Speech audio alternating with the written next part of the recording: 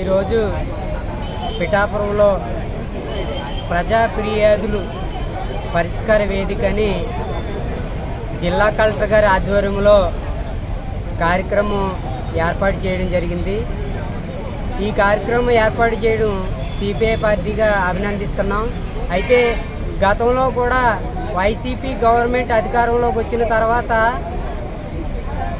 September నెల 5వ తారీఖున ఇలాంటి స్పందన కార్యక్రమాన్ని పెట్టి అందులో ఈ వచ్చిన ఒక్క ఫిర్యాదు కూడా పరిష్కారం అవ్వలేదు.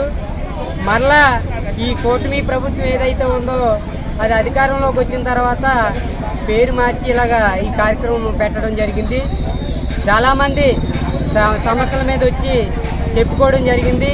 అయితే అధికారులు పూర్తి స్థాయిలో సమస్యలు ఏమీ వినకుండా ఏదో రాసి పంపించేయడమే తప్ప ఆ పూర్తి స్థాయిలో విన్న సందర్భం లేవు. ఇలాంటిది ఏదైనా ఉంటే పేదవాళ్ళకైనా ఏదైనా సమస్య మీద వచ్చినప్పుడు పూర్తి స్థాయిలో వినాలి, దాని పరిష్కారం దిశగా ఆలోచించాలి. కానీ ఏదో కార్యక్రమం పెట్టేసాము, అర్జీలు సేకరించాము, పంపించేసా అన్న రీతిగా మాత్రం ఉండకూడదు.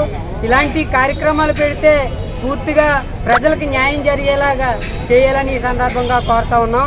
ఇవాళ ప్రభుత్వ భూమి పరిరక్షించాలని గత ఎన్నికల ముందు మేము ఆమరణ నిరాహార దీక్ష జరిగింది, మాకు హామీ ఇవ్వడం జరిగింది. ఆ హామీలో భాగంగానే ఇవాళ కలెక్టర్ గారిని కలిసి ఈ విషయం మీద మాట్లాడడం జరిగింది. అయితే ఇది పూర్తి స్థాయిలో అది వినకుండా కలెక్టర్ గారు ఆర్డీఓ గారికి సబ్మిట్ చేయడం జరిగింది. అది సమస్య మాత్రం ఒక కొలిక్కి రావట్లేదు. అందుకని మేము ఏదైతే మున్సిపల్ రంగంలో పనిచేసే కార్మికులు ఎవరైతే ఉన్నారో వాళ్ళకి కాలనీ ఏర్పాటు చేయాలి. జగనన్న కాలనీలో గత ప్రభుత్వంలో జగనన్న కాలనీలో ఎవరైతే లబ్ధిదారులు ఇళ్ల స్థలం కోల్పోయారో వాళ్ళకి ఇళ్ల స్థలం మంజూరు చేయాలి. ఇంకా ఆర్టీసీ బస్సు ఏదైతే ఉందో ఉప్పడి బస్ స్టాండ్ వరకునే వస్తుంది, దాన్ని కొత్త బస్ స్టాండ్ వరకు వెళ్ళాలని ఆదేశాలు జారీ చేయాలి. ఇంకా రైతు బజార్ సమస్య ఉంది.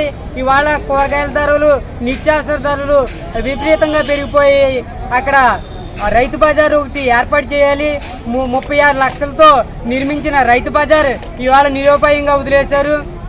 అందుకని రైతు బజార్ ప్రారంభించి సామాన్య ప్రజలకి ధరలు ఉపశమనం కలిగించాలని ఈ సందర్భంగా కోరుతా ఉన్నాం.